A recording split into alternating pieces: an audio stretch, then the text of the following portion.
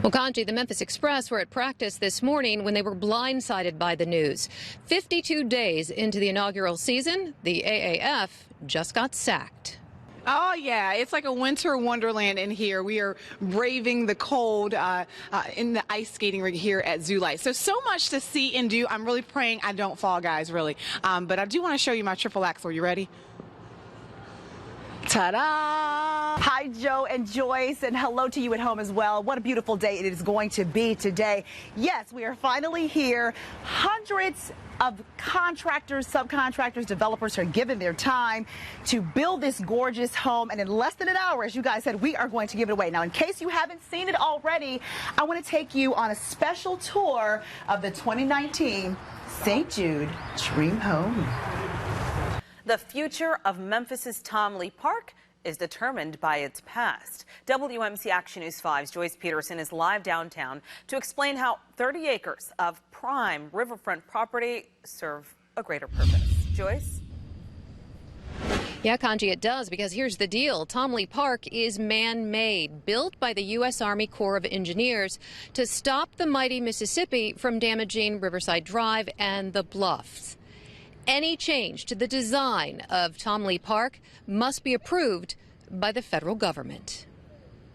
Tom Lee Park is much more than a great place in downtown Memphis with a spectacular view. Well, first and foremost, what we've got here is a bank stabilization project. The park prevents Riverside Drive and the bluff from washing away into the Mississippi River. Let's back up. In 1926, the bluff basically failed. The bluff collapse of 1926 took out railroad tracks and entire businesses. And it was a pretty catastrophic failure. The solution? Riverside Drive, created in the 1930s to prevent more erosion.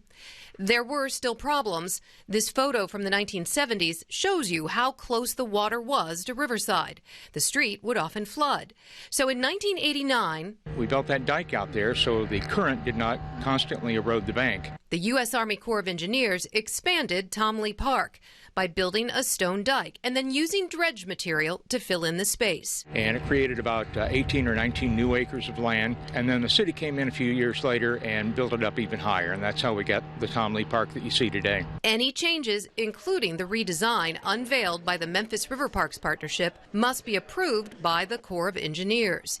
MRPP still in mediation with Memphis and May officials, who worry the renovations will force Music Fest and the barbecue competition to go elsewhere. Of 167 parks in the city of Memphis, there's not another one that offers everything to Memphis and May that this park offers. We agree, the riverfront's the thing, so making the riverfront a great place 365 days a year is what we're trying to do. But to do that, Uncle Sam has to greenlight the final plan. The safety of the public and the integrity of our project are the two main things that we're interested in.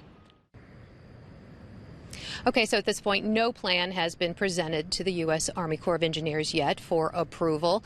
Their approval process usually takes about 90 days. Keep in mind, though, MRPP announced last week that they were pushing back the construction date, originally slated for June. It's now scheduled for the fall. Reporting live at Tom Lee Park in downtown Memphis tonight, I'm Joyce Peterson, WMC Action News 5. Just before Dr. King died in 1968, he was just about to launch the Poor People's Campaign. So for the big MLK 50 celebration, the National Civil Rights Museum, the University of Memphis authored a study looking at poverty since Dr. King's death until today. Well, that sparked a big debate in this city about poverty. We went today to one of the poorest neighborhoods in this city to see if all that talk has led to any action. 6 days a week. Piping hot. Here at the Vance Avenue Youth Development Center. Can you come and get your food? Dinner is served. This nonprofit is right in the heart of one of the poorest zip codes in the country. After school, the majority of them, 90% of them, would not have a hot meal at home. Since the year-long MLK 50 celebration last year, there has been a lot of emphasis on poverty in the city. 38126 zip code have been all over the news, national news, local news. Barbara Nesbitt says she's seen a change in the past year in engagement, more volunteers showing up to her nonprofit to help.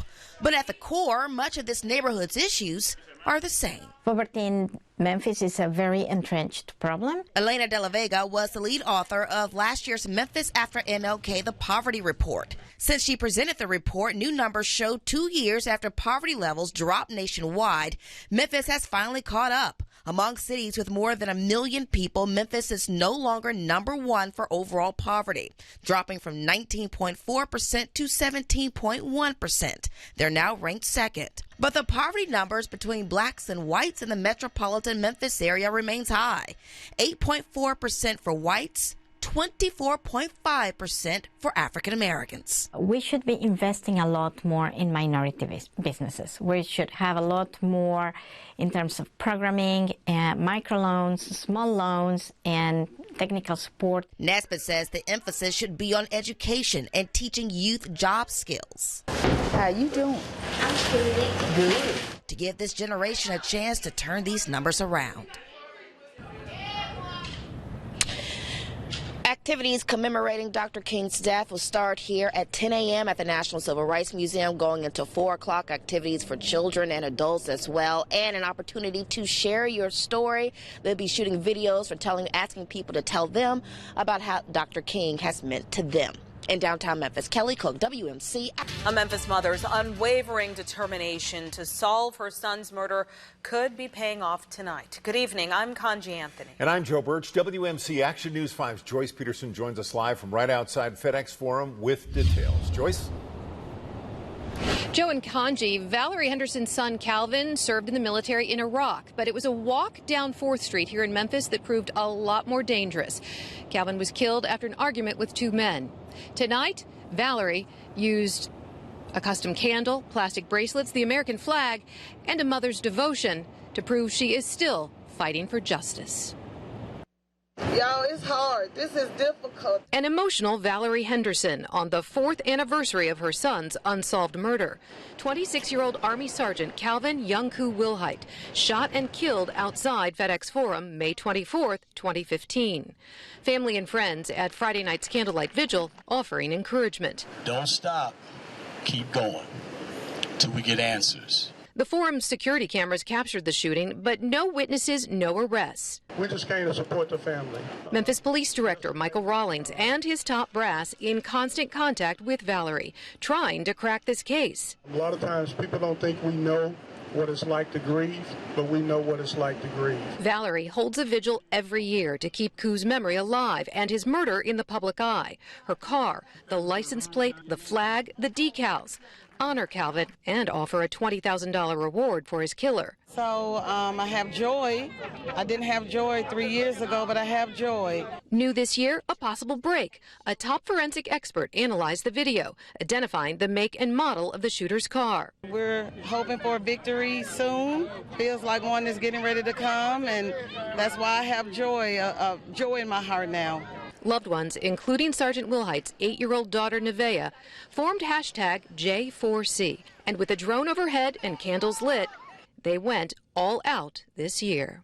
Yes, yes, we did. Yes, justice for Ku.